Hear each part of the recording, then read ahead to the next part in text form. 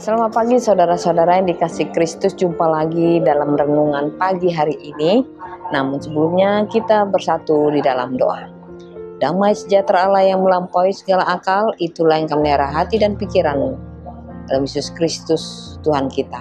Amin. Firman Tuhan yang menjadi renungan bagi kita pagi ini tertulis dalam Markus 2 ayat 7. Mengapa orang ini berkata begitu? Ia menghujat Allah. Siapa yang dapat mengampuni dosa selain daripada Allah sendiri? Demikian firman Tuhan. Saudara-saudara, sikap skeptis terhadap klaim tentang kuasa Yesus, tentang pengampunan adalah bagian dari keragaman pemikiran dan keyakinan dalam masyarakat modern. Orang-orang bisa memiliki berbagai alasan dan pendekatan yang berbeda dalam mempertanyakan atau meragukan hal-hal tersebut. Faktor dapat menyebabkan sikap skeptis ini termasuk pendekatan ilmiah. Beberapa orang mungkin semakin pluralistik. Banyak orang memiliki keyakinan atau pandangan spiritual yang berbeda-beda. Ini dapat menyebabkan skeptisisme terhadap klaim eksklusif tentang kuasa Yesus sebagai satu-satunya jalan keselamatan.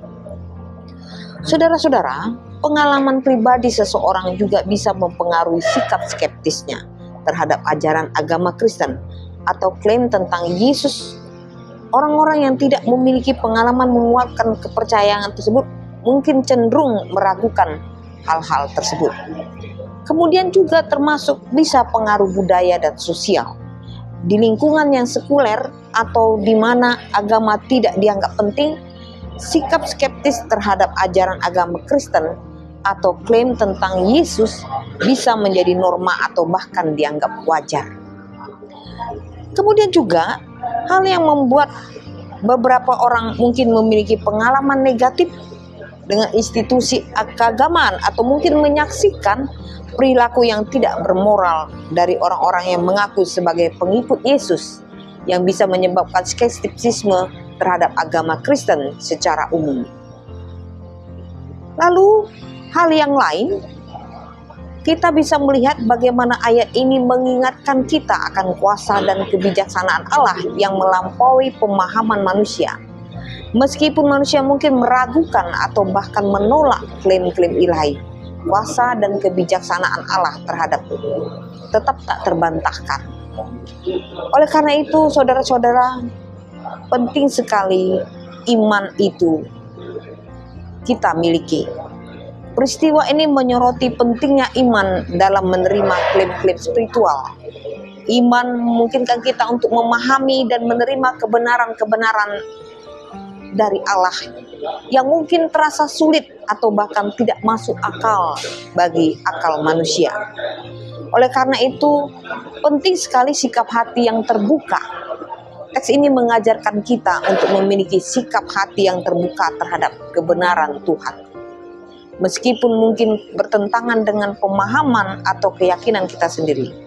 Oleh karena itu, sikap skeptis yang terlalu keras kepala dapat menghalangi kita untuk menerima pengajaran dan berkat yang Allah ingin berikan kepada kita. Oleh Bapak, Ibu, dan saudara-saudara dikasih Kristus,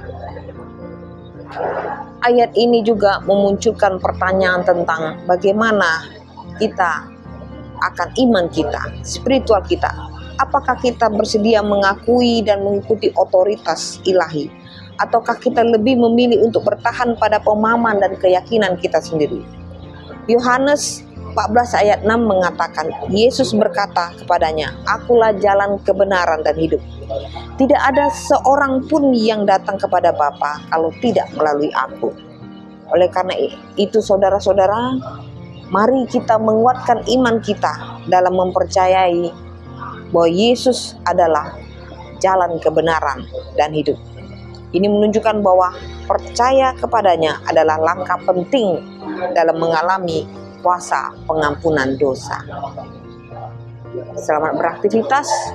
Tuhan Yesus memberkati. Amin.